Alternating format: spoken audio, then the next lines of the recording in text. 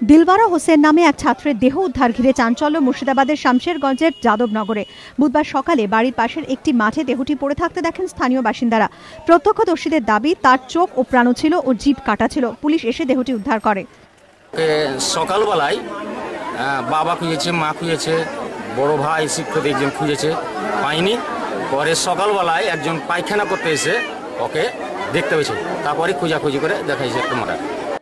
লস্করপুর বালিয়াঘাটা উচ্চ বিদ্যালয়ের নবম শ্রেণীতে পড়তো দিলওয়ারা। পরিবারের দাবি, মঙ্গলবার স্কুল থেকে ফিরে বাড়ি থেকে বেরিয়ে যায় সে। তারপর থেকেই আর খোঁজ মিলছিল না। রাতেই শামশেরগঞ্জ থানায় নিখোঁজ ডায়েরি করে পরিবার।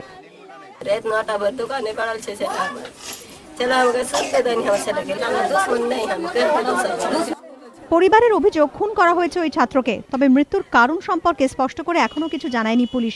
প্রাথমিক জিজ্ঞাসাবাদের জন্য ইতিমধ্যেই 4 জনকে আটক করা হয়েছে। আশিস বাগচির রিপোর্ট, এবিপি আনন্দ, মুর্শিদাবাদ।